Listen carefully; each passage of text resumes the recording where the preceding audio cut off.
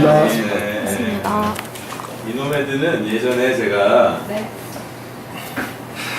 맨 처음에 콤바이어 시절에 97년도에 김양재 피부과에 있을 때 알게 됐고요. 우리 권 사장하고는 저하고는 중학교 동창이에요. 그래서 그동안 이노메드가 열심히 이 성실과 약속을 지켜가면서 이렇게 영업 이런 걸 잘 보고 왔기 때문에 이노메드에 대한 믿음이 있고요. 또 이제 친구 회사이기 때문에 저도 같이 뭔가 좋은 성과를 냈으면 하는 그런 생각을 마음을 가지고 계시고요. 일단 오늘 뭐 장비에 대해서는 설명은 어느 정도 들으셨겠지만 치료 원리랑 이런 거에 대해서는 제가 좀 개발자로서 말씀을 드릴게요. 현재 적응증은 여드름이 있고, 그다음에 항관종, 그다음에 주름, 눈가주름으로 특화를 시켰기는 하지만 뭐 윗입술에 이런 자글자글한 주름에도 효과가 있습니다. 그 다음에 이 인프라오비탈 팻 허니에이션이라는 것은 눈밑 질환이에요. 그 다음에 흉터 중에서 마마 자국이라든지 아주 깊고 심한 흉터, 프랙셔널 레이저가 안 되는 흉터. 그래서 이 적응증들이 다 다른 기존의 치료법으로는 힘든 거를 해결하기 위해서 만든 그런 치료 장비예요. 여드름에 있어서는 메인 컨셉은 선택적 피지선 타겟을 입고요. 많죠, 치료 장비가. 레이저도 있고 있는데 이 치료법들은 치료를 중단하면 재발하는 거를 막을 수가 없어요. 그죠? 왜 그러냐면 피지선이 남아있기 때문에. 피지선이 남아있으면 여드름은 재발할 수 있습니다. 네, 여드름에 세 가지 패솔로직, 병리학적인 변화가 있는데, 물론 유전적인 배경이 크고요. 그 다음에 호르몬의 균형이, 남성 호르몬과 여성 호르몬의 균형이 깨졌을 때 여드름이 생깁니다. 그러면 남성 호르몬이 우세해져요. 스트레스 호르몬도 남성 호르몬을 자극을 하죠. 그러면 이 피지선이 먼저 커져요. 원래는 이거는 이제 코에 있는 피지선을 갖다 그려놓는데 이 과장되게 보이려고 이렇게 한 거예요. 피지선이 이제 한두 개 달려 있는데 이거 이제 코너이래요. 근데 아무튼 여기서 피지선에서 피지를 많이 만들어내게 돼요. 피지선이 커지고. 그러니까 피지선하고 피지는 다른 거예요. 피지선은 공장이고 피지는 프로덕트. 그래서 이게 남아있기 때문에 기존의 치료법들이 이걸 없애지 못하기 때문에 또 피지가 만들어지는 거고, 그러면 그 피지를 먹고 사는 게 이 피아크네라는 균이에요. 잘 아시죠? 현기성균입니다. 현기성균. 공기가 안 통할 때 증식하는 균. 무슨 얘기냐면 여기서 피지가 많이 만들어지면 여기가 병목 현상 때문에 막혀요. 공기가 안 통하게 되죠. 그러면 이 피아크네라는 균이 증식하기 아주 좋은 환경이 되는 거죠. 그래서 결국은 이게 증식하면서 뭐를 먹고 증식하냐면 피지를 먹고 증식해요. 피지는 원래 중성지방으로 되어 있습니다. 트리글리세라이드라는 중성지방인데 이게 피지를 먹고 유리지방산으로 배설을 해요. 중성지방을 먹고 유리지방산으로 배설을 하는데 이 유리지방산이 염증 유발물질이에요. 그러니까 처음에 여드름을 가만히 보면 하얗게 백여드름으로 시작하다가 어느 순간 빨갛게 염증이 생기죠. 그거는 프리패티시드가 많아져서 염증 세포를 불러 모으는 거예요. 이게 되게 중요해요. 이거를 잘 이해해야 왜 아그네스가 근본적으로 선택적 피지선 파괴술을 할 수 있고 다른 장비는 왜 안 되는지에 대해서 설명할 수가 있겠네요. 이 여드름균이 결국은 번식을 하고 막혀서 모공이 막혀서 번식을 하고 염증을 유발하고요. 나중에는 막 골마가지고 터지기도 하죠. 이게 안에서 터질 때 흉터가 됩니다.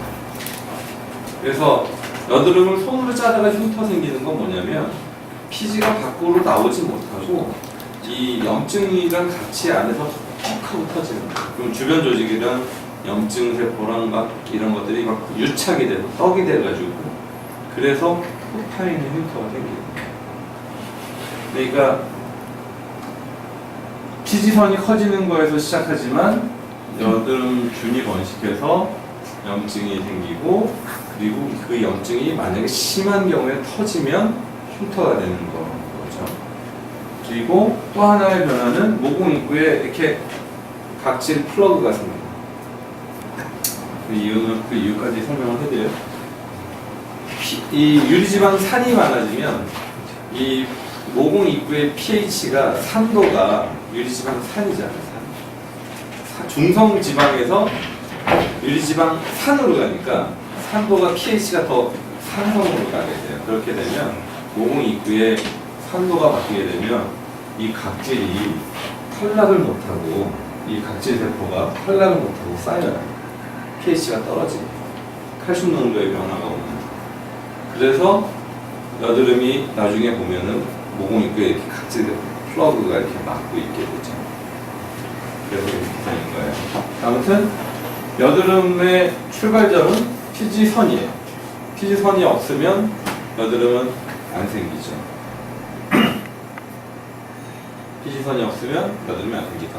모근을 파괴하면 영구제 모대가 된다. 랑 똑같은 거예요. 그죠? 그렇다면 과연 피지선을 파괴하면 다시는 피지선이 안 만들어질까에 대해서는 100% 얘기하기는 어려워요. 왜냐하면 그러려면 몇 년을 계속 조직 검사를 해야 이게 있는지 없는지를 봐야 되는데 우리가 뭐 동물 실험하고 그다음에 인체 바이옵시 한 거는 6개월 뭐 그 정도까지니까. 근데 아무튼 오랜 기간 동안 피지선이 안 생긴다는 게 굉장히 중요한 거예요. 피지선이 없으면 아예 여드름균은 번식할 곳이 없잖아요. 그죠? 그리고 또 여드름의 중요한 점은 자꾸 재발하면서 흉터를 만드는 거예요. 그죠? 재발하면서 그 자리에서 주로 재발을 해요. 그 모낭에서. 그걸 여드름 취향 모낭, 에크니 프롬 폴리클이라고 그러는데 같은 자리에서 자꾸 염증이 반복되다가 결국은 터지겠죠. 그죠? 터지면 흉터가 돼요.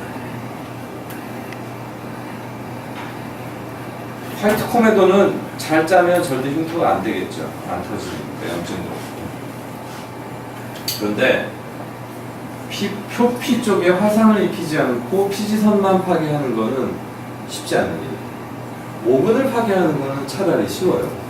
왜냐면 피부 표면에서 깊게 있기 때문에. 이게 이제 정상 헤어 폴리클의 아나토미인데 되게 이 피부 표면에서 피지선이 시작되는 곳까지의 거리가 약 400 마이크론 또는 500 마이크론 정도라고 해요. 1mm의 절반 정도 되는 거죠. 이 정도 되는 거죠. 그러니까 사실 이만큼을 에너지가 전달되지 않도록 차단을 해야 되는 게 숙제인 거죠.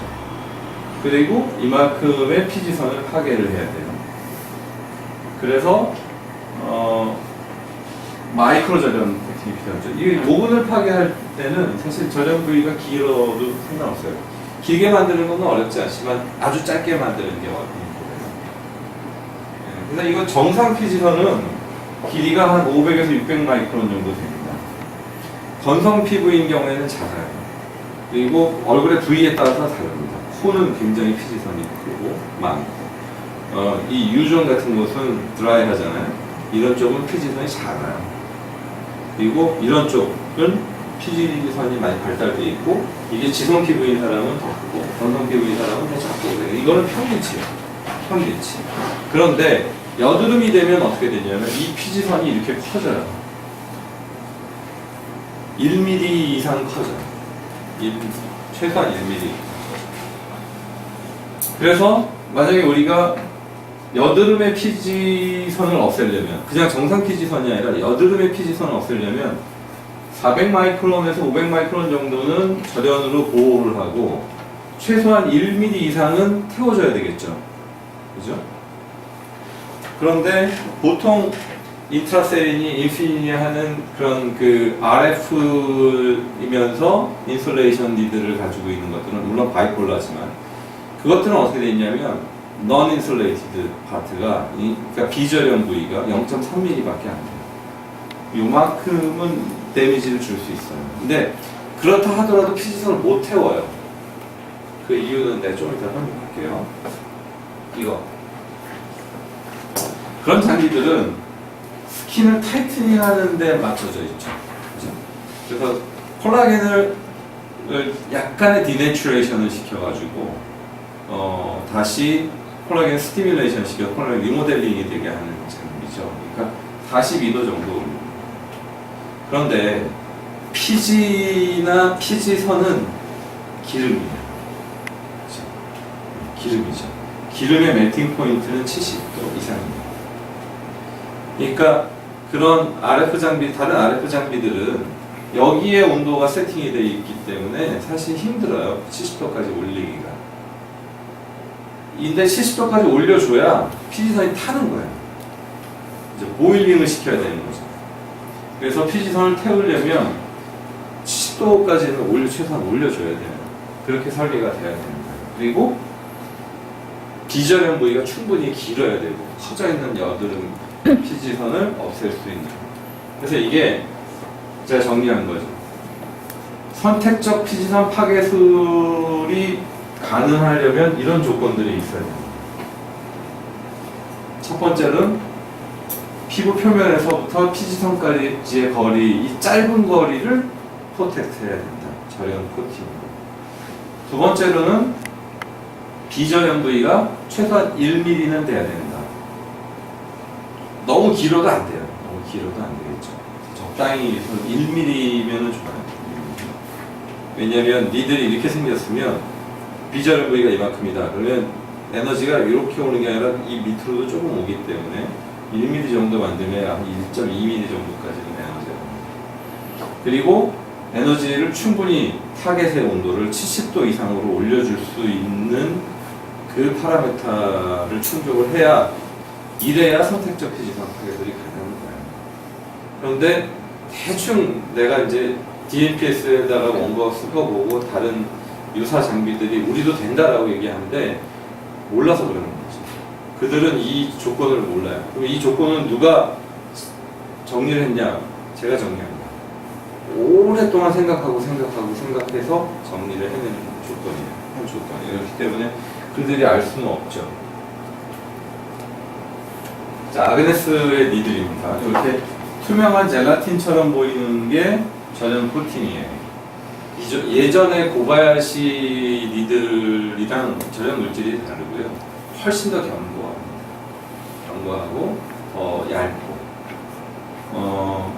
그리고 여기에서부터 여기까지 찔러지는데 이 I 타입의 니들, 인플라메토리 액니, 그러니까 염증성 여드름을 취하는 I 타입의 니들은 1.5mm예요, 총 길이가.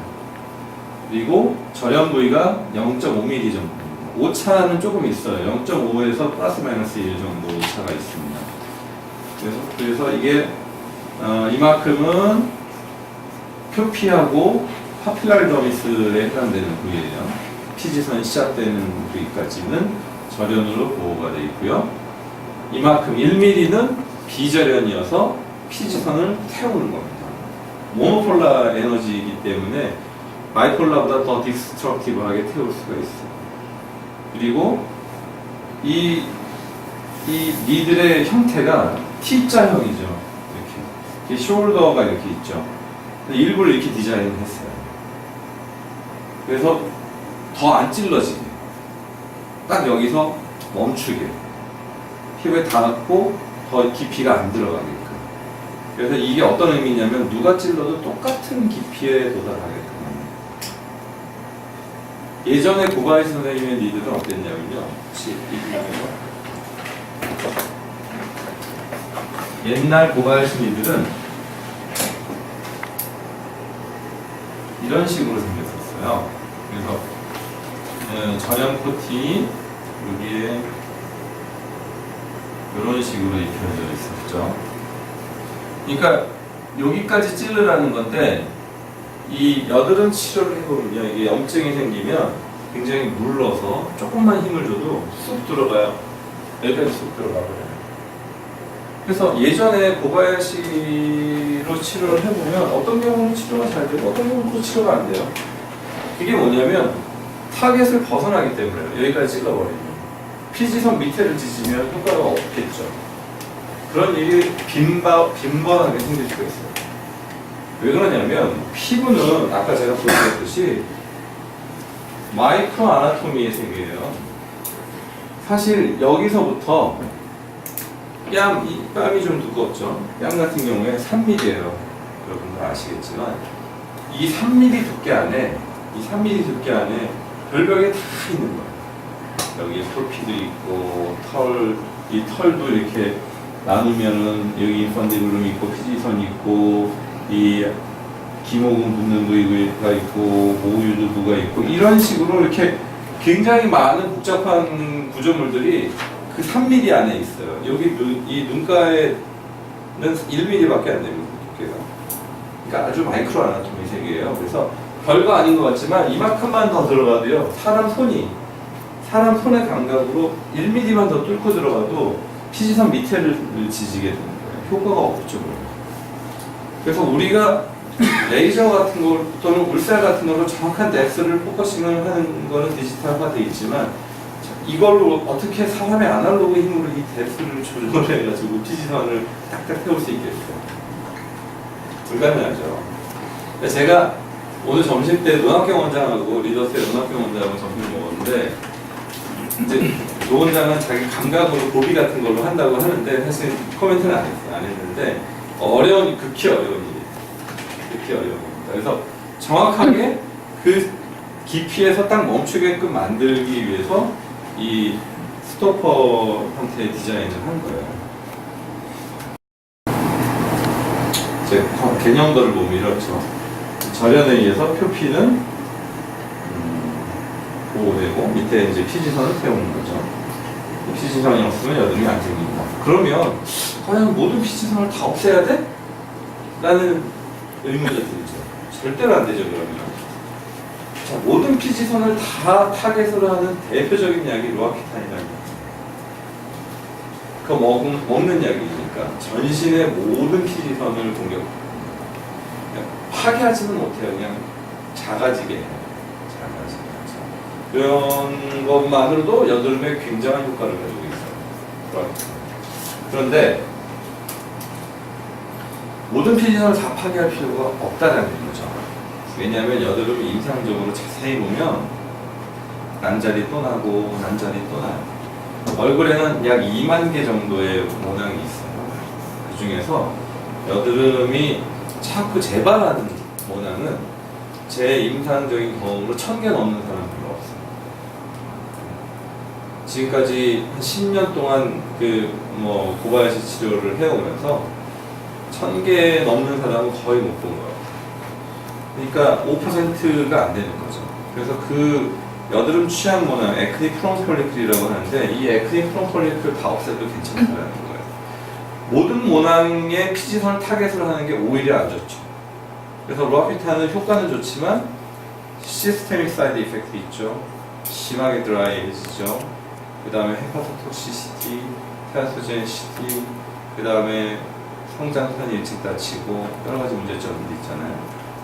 이거는 그런 양면은 없다는 거죠. 선생님들이 물어볼 거예요. 도대체 아크네 프론폴리클이 뭐야?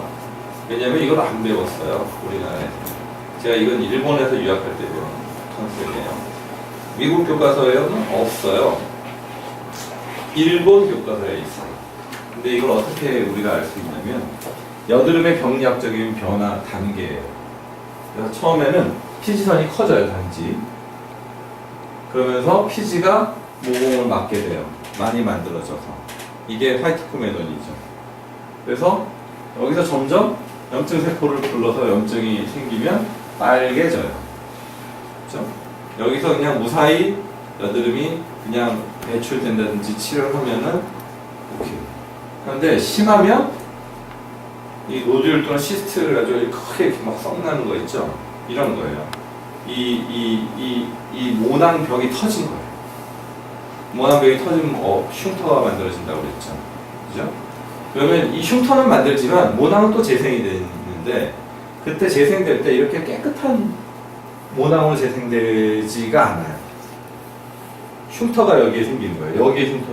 그러니까 푹 파인 자국도 생기지만 푹 파이기 전에도 여기에 흉터가 생길 수 있어요. 여기에 이 피지가 지나가는 통로, 스위밍 패스웨이에 울퉁불퉁해지게 돼요. 그죠? 그러면 어떻게 되냐면 피지가 조금만 만들어져도 이렇게 많이 안 만들어져도 네로우 포인트가 있기 때문에 거기는 쉽게 막히거든요. 거기가 쉽게 막히면 현기성 환경이 되겠죠. 그죠? 원래 여드름균은 대부분 피지선 모낭 안에 있어요. 좀. 그러다가 딱 자기가 번식하기 좋은 환경이 되면 금방 번식하고 염증을 또 금방 일으켜요. 그래서 여드름이 난 자리에 또 나고 난 자리에 또 나고 그거를 여드름 취약 모낭 또는 액니 프론폴리클이라고 해요. 이렇게 선생님들한테 얘기를 하면 아 그래 하고 이해가 돼요.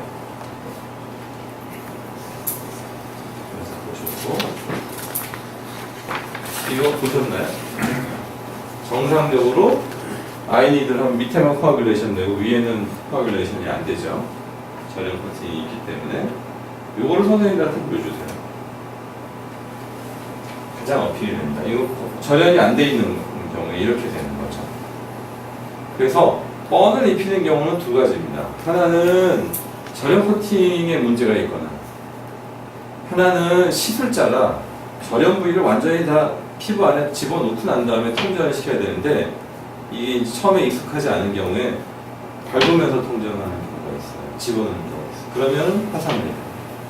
근데 이게 조그맣기 때문에 잘 눈에 안 보일 수도 있고 여드름 염증에다가 쏘면 또 눈에 잘 안 보일 수가 있는데 화상을 입으면 어떤 현상이 일어나냐 아주 심하게 입으면 흉터가 돼요.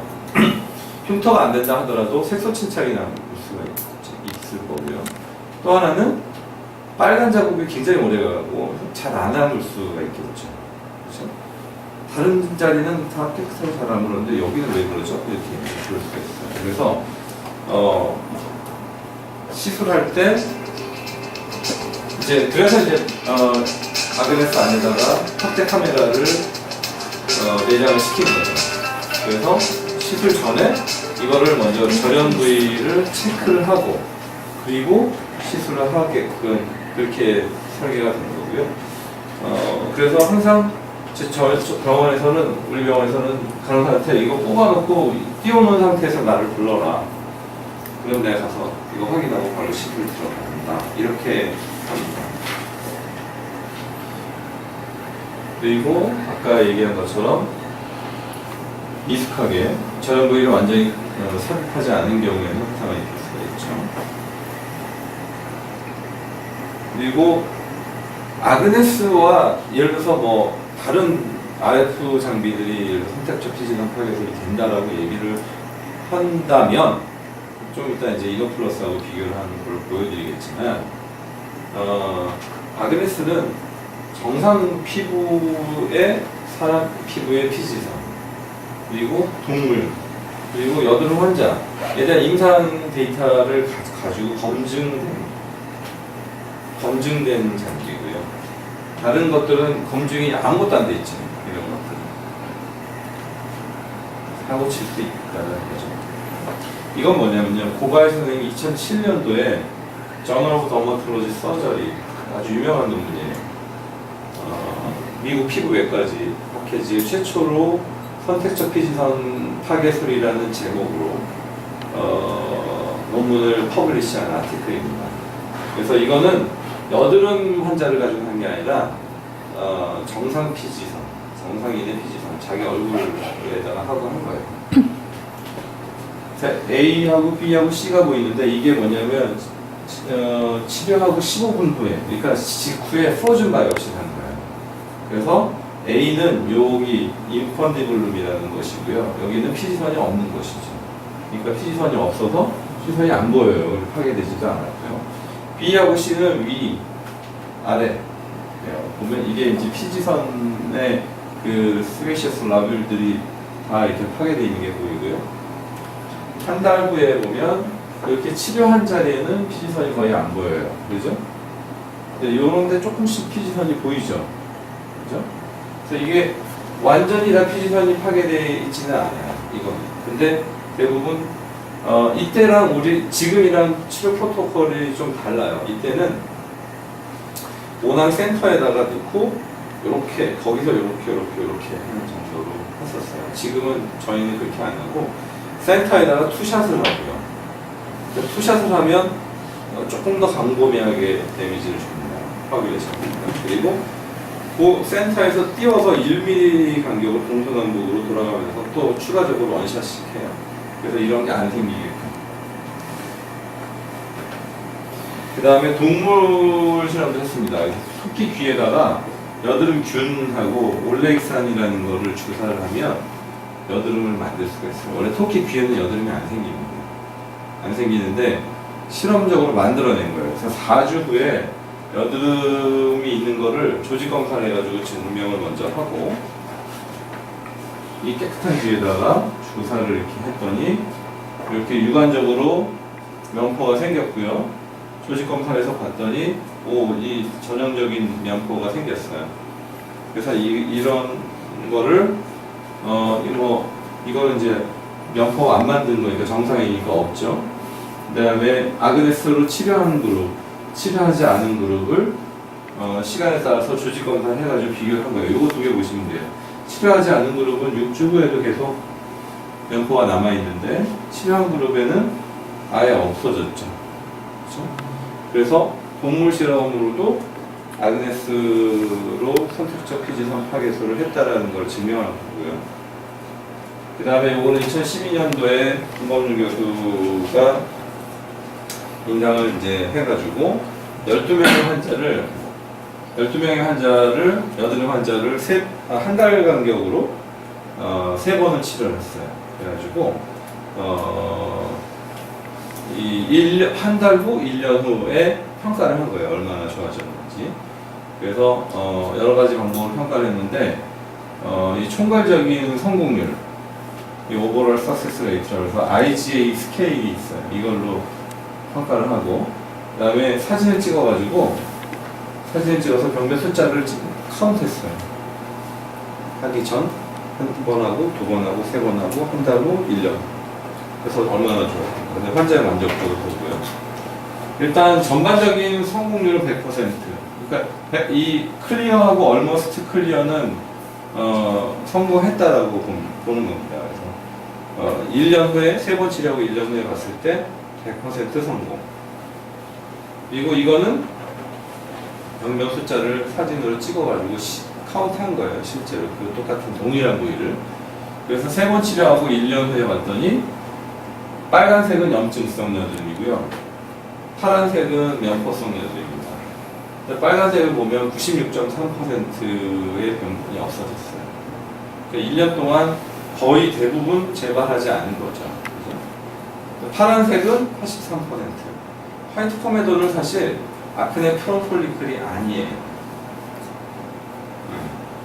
어디든지 생겼다가 그냥 없어졌다가 할 수 있어요. 여드름을 재발하는 모낭을 없애는 게 우리의 목적이기 때문에 사실 이거는 그렇게 중요하진 않지만 그래도 화이트 포메돈도 이렇게 높게 좋아진다는 걸 보여주는 거예요. 환자 만족은 다 만족했죠. 다 만족했지만 매우 만족한 사람, 그냥 만족한 사람, 약간 만족한 사람이 한 명 있습니다. 그리고 부작용은 없었고요, 딱히. 그 다음에 12명 중에서 2명이 1년 지났을 때 약간의 여드름을 보인 정도예요. 그래서 이 논문에서 우리가 얘기할 수 있는 거는 기존의 다른 어떤 치료법보다 이건 근본적으로 피지선을 파괴하는 유일한 치료이기 때문에 재발률이 극히 낮다라는 거죠. 아주 오랫동안 치료된 상태를 유지할 수 있고 평균적으로 한 3번 정도 하면 됩니다. 저희가 몇 년 동안 사실 고바야시 치료를 하면서 보문세상 데이터를 통계를 내봤어요. 평균적으로 한 3번 정도 됩니다. 3번 정도 치료하면 안 와요, 병원에. 병원비가 비싸서 안 오는 건지 다 나와서 하는 건지 모르겠지만 1000명 이상을 가지고 통계를 내봤을 때 하는 거. 그리고 먹는 약을 못 먹거나 먹기 싫어하는 사람은 아주 좋겠죠. 그죠? 임산부는 하면 안 되고요. 되게 컨트라인디케이션은 대체적인 그 RF 장비의 컨트라인디케이션이랑 거의 같다고 보시면 돼요. 임산부라든지 심장에 전기장치를 도입했다든지 몸에 큰 쇠가 들어가 있다든지 이런 사람들은 안 돼요. 근데 이제 우리나라에는 그래도 많이 알려져 있지만 외국에는 이거 새로운 컨셉이기 때문에 처음 트레이닝이 중요합니다. 그 다음에 PDT나 로키탄처럼 얼굴이 건조해지지 않죠. 자, 이게 이제 치료 프로토콜이고 제가 확립한 치료 프로토콜입니다. 그래서 SSGD는 Selective Sebaceous Gland Destruction의 약자. 이게 다시 여드름 병들 이렇게 생겼어요. 사실은 블룩한 거는 피지가 그대로 들어있어서 블룩합니다. 그죠? 그리고 여기는 피지고 피지를 만드는 피지선은 그 밑에 있어요. 우리의 타겟은 피지가 아니라 피지선. 그죠? 이걸 없애야겠죠. 이게 너무 많이 들어있으면 니들이 정확하게 피지선까지 도달하기도 힘들 뿐더러 여기에서 RF 에너지가 뺏겨요. 그죠? 에너지의 총량은 같은데 에너지를 받는 그런 면적의 물질들이 많으면 안 되겠죠. 그래서 이거를 없애는 게 먼저예요. 3단계 치료법인데 1단계는 여드름 짝이에요. 여드름 짝. 근데 그냥 여드름을 짜면 되는 거냐? 근데 사실 문제가 원장님들은 알고는 있지만 제대로 관리사들을 교육을 안 하고 있다. 여드름을 그냥 짜면 안 돼요.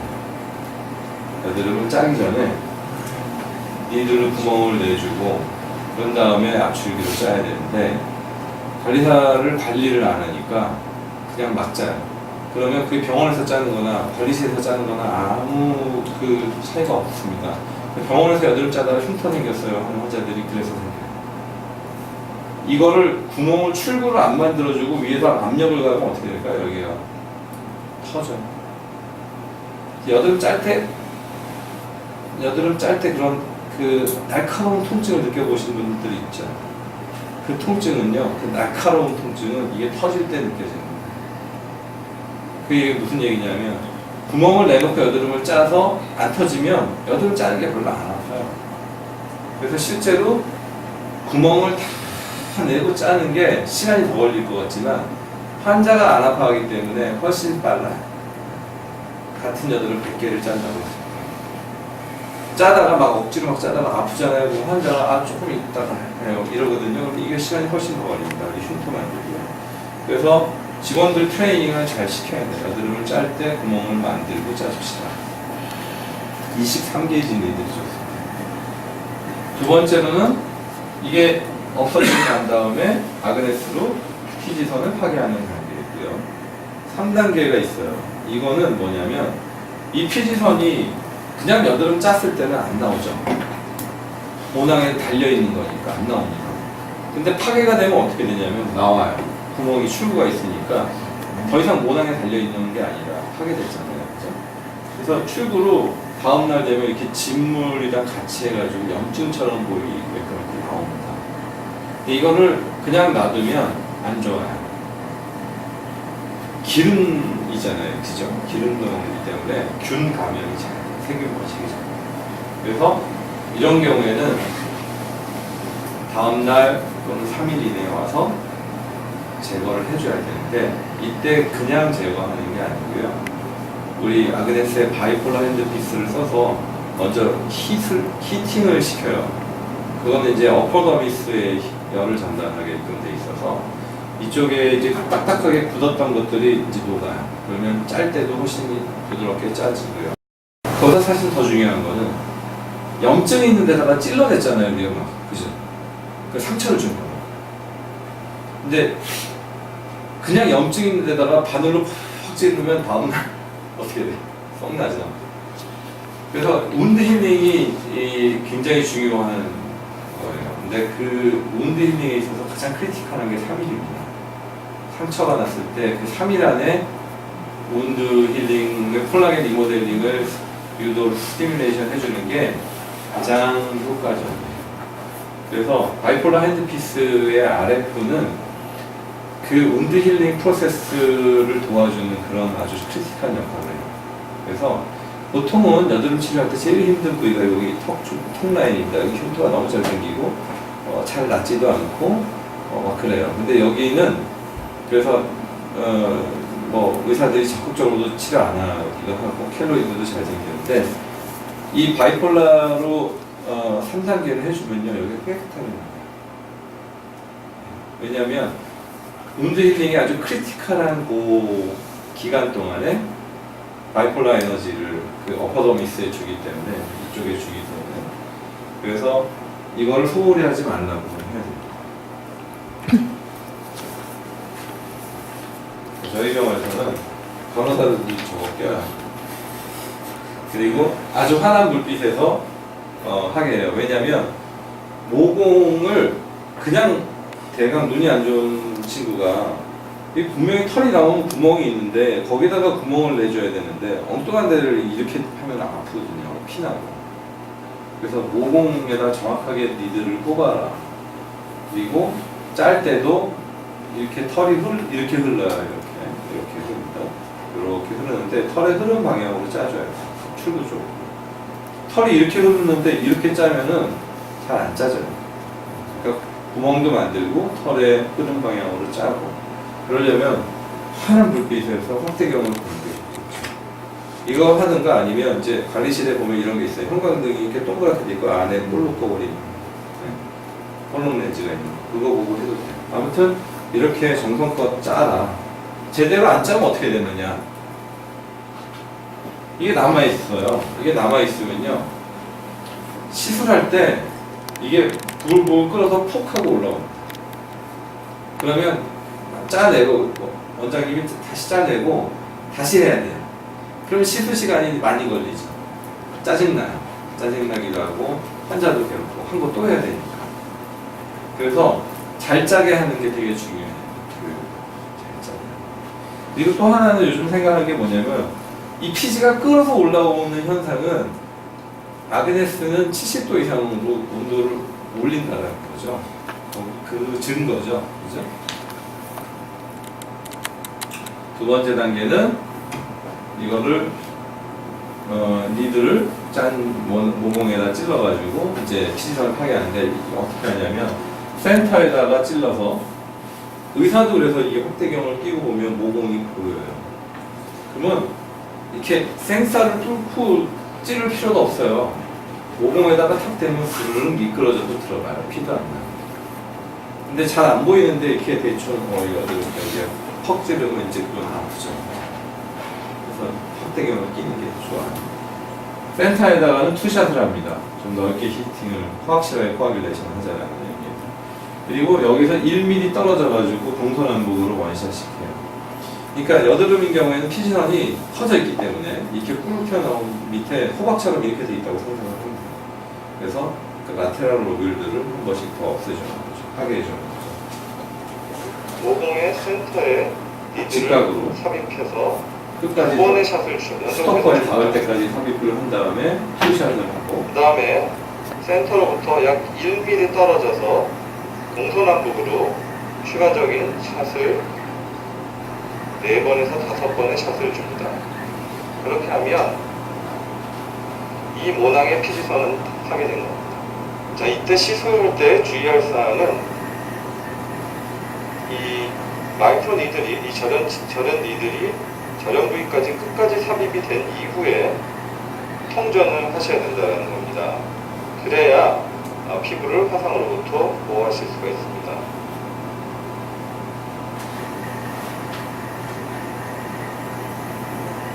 끝까지 삽입해서 스토퍼가 피부 표면에 닿은 것을 확인한 다음에 통전을 해주셔야 합니다.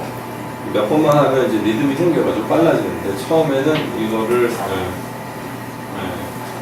확실하게 트레이닝을 해야 됩니다.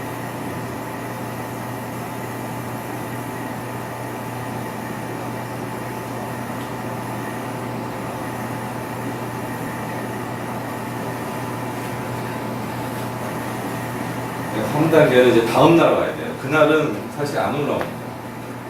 다음 날 와서 바이폴라로 멜팅을 초음파 젤을 바르고 RF 젤도 발라봤는데 초음파 젤이 훨씬 좋아요. 초음파 젤을 바르고 천천히 러빙을 하면 환자가 열감을 느끼게 되죠. 너무 뜨거우면 이렇게 움직입니다. 그러면 딴 데 하면 돼요. 그리고 난 다음에 짜내는데 이때 염증이 좀 이렇게 꽤 있는 자리, 튀어나온 자리는 주사를 놔주는 게 좋아요. 그러니까 피지선을 파괴했다고 해서 염증이 바로 없어질까요? 아니죠. 염증은 없어지려면 긴 시간이 필요해요. 염증이 있는 자리에다 게다가 우리는 막 찌르고 지지고 했잖아요. 다음날 염증이 더 썩나면 썩나지 가라앉을 리는 없겠죠. 그죠? 근데 우리가 치료를 하는 목적이 피지선 파괴이긴 하지만 그보다 더 중요한 목적은 환자를 편하게 해주는 거예요. 환자를 만족시키고 편안하게 해주는 거죠. 그래서 염증 있는 자리에는 다음날 주사하는 거죠. 근데 첫날 저는 먹는 약을 처방을 같이 해줘요. 미노사이클린하고 소염제하고 해가지고 일주일 정도 처방해줍니다. 그 약은 사실은 여드름을 치료하기 위한 약이 아니라 염증을 가라앉혀 주기 위한 약. 여드름은 마그네슘을 치료하는 거고 그 약은 사실 그냥 보조적인 수단이죠. 22살 된 여자 환자고요. 한 번 치료하고 한 달 후고요. 이때 그냥 치료 안 하고 사진만 찍고 보냈고요. 그리고 3개월 후, 6개월 후, 1년 후에 한 번 치료하고 그냥 1년 동안 사진만 찍은 겁니다. 보시면 거의 여드름이 이게 없고 그냥 빨간 자국이 좀 남아있는 겁니다. 여드름 환자들 보면 오래된 사람들 보면 얼굴이 많이 붉어요. 홍조증이 생겨요. 왜냐하면 염증이 반복되면 혈관이 늘어나기 때문에. 그 얘기는 무슨 얘기냐? 염증이 더 이상 안 생기면 붉은기가 좋아진다. 아주 만성으로 오래가면 홍조증으로 남기도 하지만 대체적으로 이런 정도의 염증성 여드름은 여드름이 없어지고 나면 그냥 서서히 깨끗해져요. 이때 몇 개 있어서 치료를 하고 6개월 더 지나서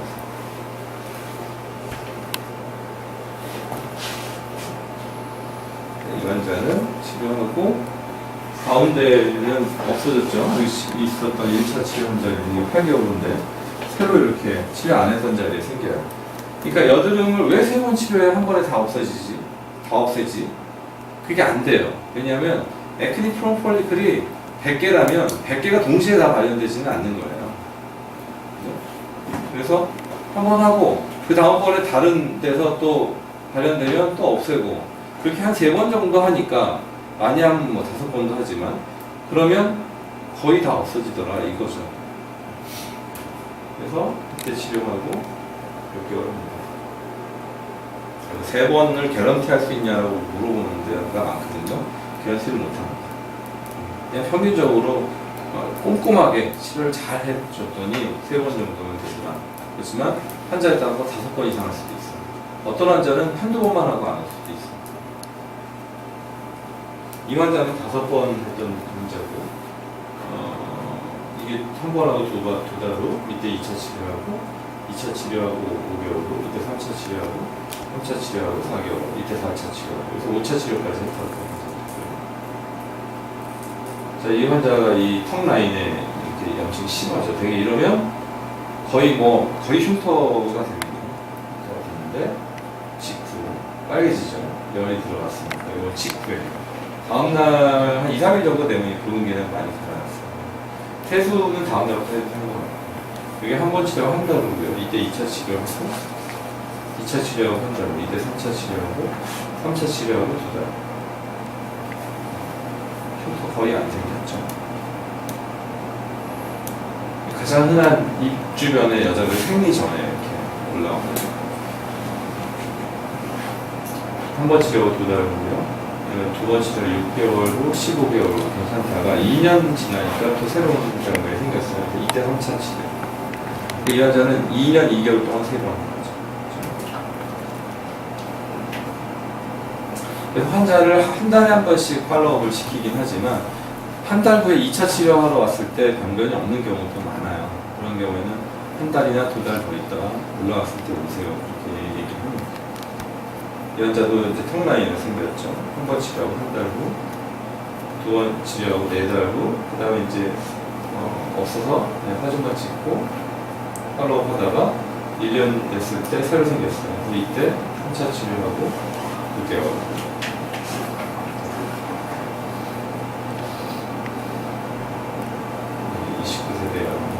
여기도 흉터 잘 닿는 부위입니다. 어려운 부위인데 3번 치료하고 2달. 그래서 우리 병원에서는 어떻게 하냐면 제가 요즘 이렇게 하라고 다 가르칩니다. 한 번의 세션을 아그네스 한 번만 하는 게 아니라 아그네스 한 번 하고 피부 스캐닝 2번으로 묶어서, 그래서 첫날 환자가 오면 스캐닝을 먼저 해주고요. 그 다음에 짜주고, 짜는 게 1단계죠. 그 다음에 아그네스를 해주고, SSGD가 아그네스죠. 그 다음에 먹는 약을 일주일치 주고, 염증을 가만히 주기 위해서. 그리고 다음날 환자가 오겠죠. 이제 3단계 치료를 해야 되니까. 이때 왔을 때 바이폴라 핸드피스로 멜팅 해주고, 그 다음에 짜주고, 그리고 염증이 뾰루지가 이렇게 올라오는 것들에는 원장님 불러서 주사 놔주세요. 그래서 스테로이드 인젝션 해줍니다. 그리고 일주일에 한 번 더 오라고 그래가지고 스캐닝 한 번 더 하죠. 이거가 환자 만족도를 많이 줬어요. 그래서 이게 한 세션이에요. 이게 한 세션이고, 우리 얼굴 공세상은 이 풀페이스의 여드름이 심하고 이 정도면은 100만 원 정도 청담고. 다른 병원에서는 싸게 받는데도 이미 많이 생겼어요. 그래서 뭐 나눠서 하는 데도 있더라고요. 개당 받는 데도 있고. 그거는 알아서 해야 될 일이고, 이렇게 하는 거는 환자의 만족도가 제일 높아서 치료의 퀄리티. 환자가 사실 보면 스케일링 해주죠, 아그네스 해주죠, 먹는 약 주죠, 다음날 와서 또 한 번 치료해주죠, 또 일주일 있다 와서 스케일링 또 한 번 더 해주죠. 그러니까 100만 원, 얼굴 전체 100만 원 내려고 해도 잘 돼요. 모르겠어요, 다른 동네는 어떤지. 오늘 제가 조금 늦은 게 눈밑지방 환자 아그네스 그 환자를 2번 하는 거를 300만 원 끊고 오늘 1차 치료하고 그러느라고 좀 늦었는데, 환자한테 설명을 잘하면 제 가치를 받을 수가 있습니다. 이 이노플러스가 이 친구가 아시죠? 잘 모르나? 그 회사 이름이 뭐지? 디오시스. 카피 전문. 네. 이런 리드를 원래는 이동채 사장이 되게 젊은 친구예요. 그 친구가 코에 혈관 그 정맥 치료한다고 만든 팁이래요. 근데 이걸로 요즘 이제 여드름 된다라고 이렇게 하고 다니는 모양이에요. 그래서 이 장비를 갖다가 테스트를 해봤어요. 제보고. 니들의 길이가 1mm예요. 절연이 0.5mm, 비절연이 0.5mm. 그러니까 일단 니들의 길이 자체가 틀렸어요. 그죠? 여드름의 피지선을 파괴할 수 있는 길이가 안 되죠. 그 다음에 출력을 재봤어요. 출력을 재봤더니 이게 레벨 1에서부터 레벨 9까지, 9가 맥시멈인데 레벨 1에서 0와트예요. 0와트. 감지가 안 돼요. 근데 사인웨이브는 나와요. 아그네스는 레벨 1에서 2와트가 나오고요. 이 스퀘어 웨이브입니다. 너무나 잘 아시겠지만 에너지가 피크에서 바로 떨어져 줘야지 좋잖아요. 사인 웨이브는 이런 식으로 떨어지는 게 사인 웨이브입니다.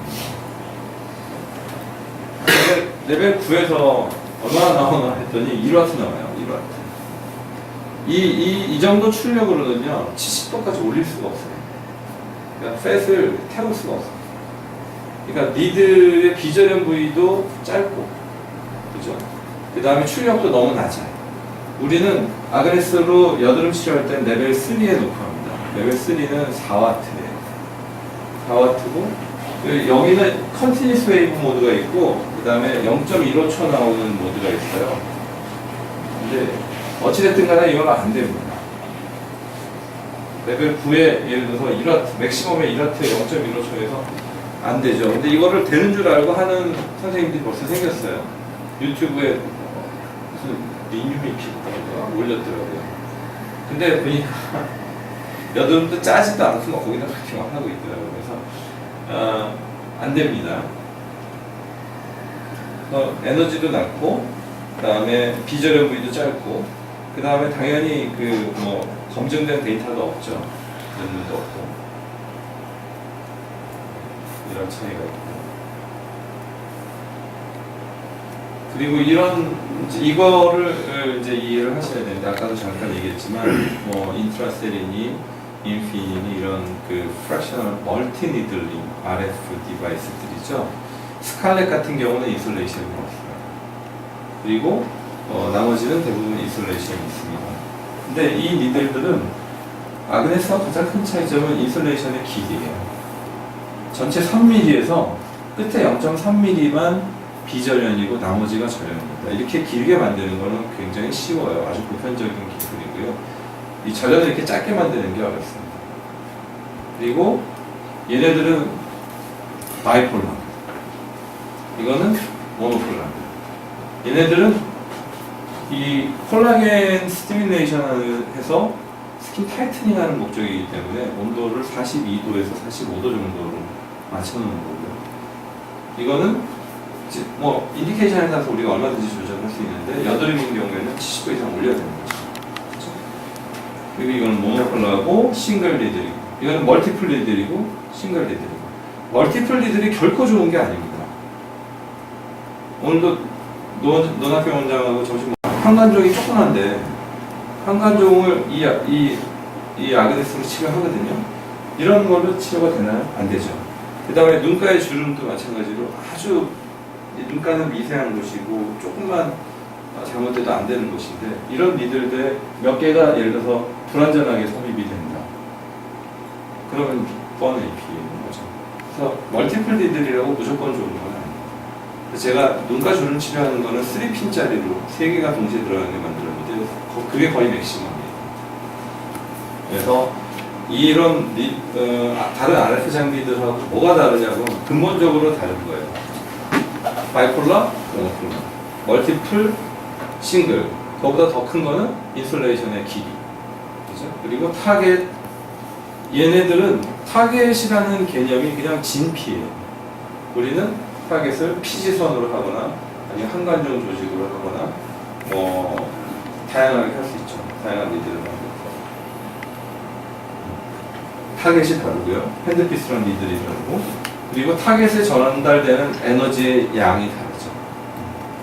그리고 치료 프로토콜도 다르고 결과도 다르고요. 그래서 그 다음에는 이제 흉터입니다. 흉터 중에서 사실 흉터는 저도 프랙셔널 레이저를 주로 써요. 썼는데 아그네스로 그걸 다 하려면 시간이 너무 많이 걸리고, 아그네스로 어떤 흉터에다 하냐면, 그리고 아그네스가 그냥 일반적인 흉터가 됩니다 하는 건 별로 차별점이 없기 때문에 그렇게 하고 싶지도 않고요.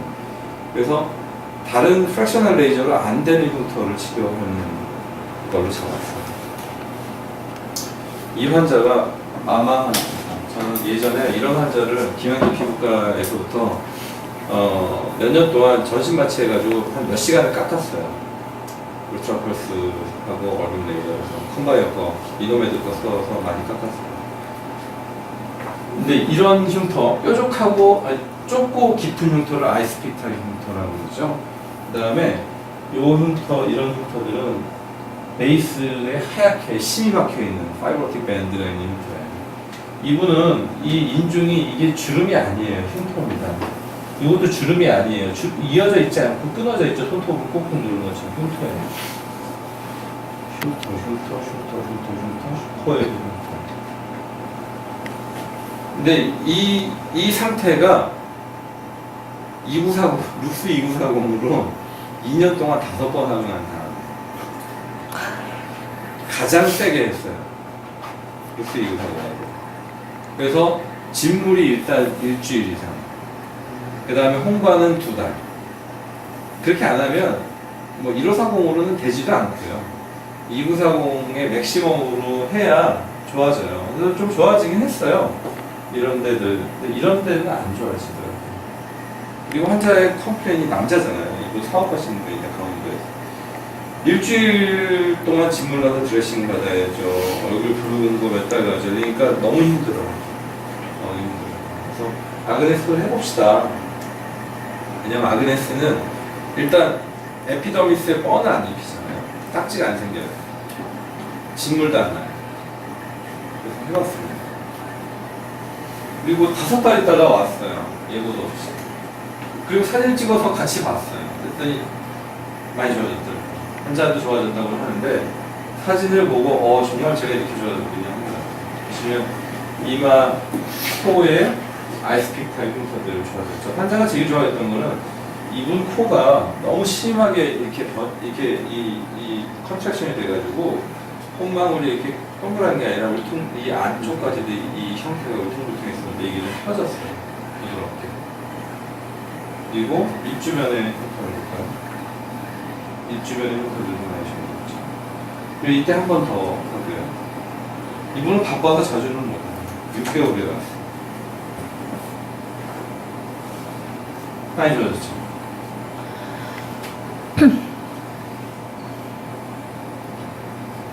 여기도 흉터였고요. 이분은 제가 굉장히 꼼꼼하게 치료를 했습니다. 환자분도 너무 좋은데 전체적으로 굉장히 많이 좋아졌어요. 그래서 지난주에도 하시고 갔습니다. 앞으로 계속 하겠다고. 이 제일 환자가 좋아하는 건 흉터도 좋아졌지만 다음 날부터 그냥 일하는데 지장이 없다는. 그래서 요즘은 어떻게 얘기하냐면 여드름 흉터 환자는 흉터가 마일드한 사람도 있지만 어떤 사람은 깊은 흉터, 얕은 흉터 대부분 다 같이 가지고 있어요. 그래서 그렇게 설명합니다. 이렇게 깊은 흉터는 아그네스로 하고 전체적으로는 프락셔널 레이저로 하세요. 그러면 우리 불편함도 최소화하고 흉터도 좀 깊은 흉터도 같이 빨리 좋아지게 할 수 있습니다. 그래서 물론 차지를 더 해요. 비용을 더 받습니다. 비용을 더 받지만 충분히 설명하면 만족도도 높이고 환자도 좋고 병원도 좋고. 그래서 이 사진을 보여주면 대부분 나옵니다. 그다음에 한관종. 눈가에 이효리 한관종이죠. 한관종 조직은요. 한관종은 땀샘에 관해서 생긴 종양이에요. 이게 튜머셀이다. 튜머셀. 여드름보다 더 표피에 가깝게, 표피 바로 밑에까지 이 튜머셀들이 자라 올라오기 때문에 한관종을 치료하려면 이 절연 부위가 아주 짧아야 되겠죠. 그래서 재봤더니 0.1mm에서 0.2mm 정도예요. 표피의 두께가. 사실상 그렇게 절연하는 건 굉장히 어렵겠죠. 하지만 만들었습니다. 보통 이제 CO2 레이저로 하잖아요. 그러면 이렇게 돼요. 빨개지고 이렇게 되고 흉터가 많이 나왔어요. CO2 레이저는 저는 근본적으로 불가능에 가깝다고 생각해요. 흉터를 만들지 않고. 보통 이제 경험이 없는 선생님들이 한관종 환자가 오면 처음에는 얕게 해요. 겁나니까. 이 정도까지는 안 차오를까. 이라티큘라더미스는 아니면 스카 되죠. 한 번에 못해요. 그냥 이 정도 해요. 금방 재발하죠. 또 해요. 또 금방 재발해요. 그게 안 끝날 것 같으니까 그 다음 번에 어떻게 하냐면 여기까지 다 파요. 그 흉터가 돼요. 한관종은 안 생기는데 흉터가 돼요. 제 환자는 저한테는 그런 온갖 고생을 다 하고 오는 한관종 환자들이 많이 와요. 보면 한관종이 아니라 대부분 흉터인 사람들이 많아요. 근데 그런 흉터도 좋아져요. 시간이 조금 더 걸리거든요. 이 환자는 CO2 레이저를 안 했던 순수한 한관종이에요. 이게 2번하고 3달인데 이렇게 그 다음에 이렇게 있었던 한관종이 많이 없어졌죠. 네. 한관종을 100% 우리가 개선할 수는 없어요. 그냥 저절로도 생기거든요. 그리고 저는 3달 간격으로 3번 치료하는 거를 얘기합니다. 왜 3달 간격이냐? 한 달 동안은 안 좋아져요. CO 트레이저로는 볼륨을 날려버리는 거잖아요. 그죠? 그러니까 바로 파인 게 보여요. 하지만 이거는 볼륨을 하나도 안 날려요. 안에 있는 그 피부 안에 있는 조직만 태워버리는 거지 볼륨이 없어지진 않아요. 그래서 탄 거는 그 매크로페이지가 파고사이토시스를 하면서 조금씩 흡수해 갑니다. 그래서 환자가 한 달 동안은 거의 좋아지는 거거든요. 그리고 한 2달 돼야 줄었어요 이렇게 얘기를 합니다. 그리고 3달 되면 눈에 띄게 좋아집니다. 그리고 사실은 6개월 됐을 때가 더 좋아요. 왜냐하면 저는 이렇게 방학 때 미국에서 오는 환자들도 보거든요. 그런 사람들이 사실 더 좋아져요. 그렇지만 환자를 6개월 간격으로 팔로우하는 거는 힘들어요. 그래서 그냥 보톡스처럼 한 3개월에 한 번씩 와서 하세요 이렇게 얘기하거든요. 그렇게 얘기를 하면 무난합니다. 그리고 환자들이 CO 트레이저로 고생해본 사람들은 다 고맙다고 해요. 다 고맙다고. CO 트레이저로 막 딱지 생기고 생기고 빨개지고 흉터나고 이랬던 사람들이 다음날 그냥 빨갛기만 하고 딱지도 거의 없고 그냥 비비크림 바르고 다닐 수 있고 세수하고 그래서 되게 좋아하죠.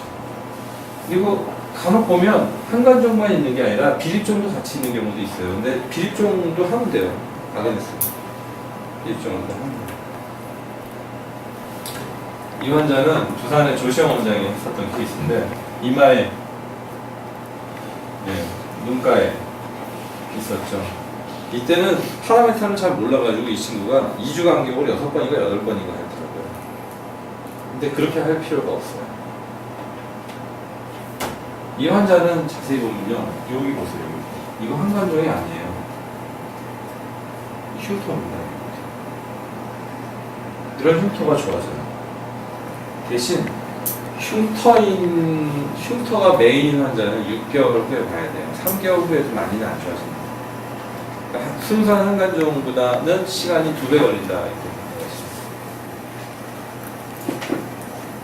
그래서 딱지 안 생기고 진물 안 나고 흉터 안 생기고 그리고 붉은 자국이 한 1, 2주 정도면 없어지는데 다음날 세수하고 비비크림 바르고 요게 이제 여드름이고요. 이어서 그냥 다 할게요.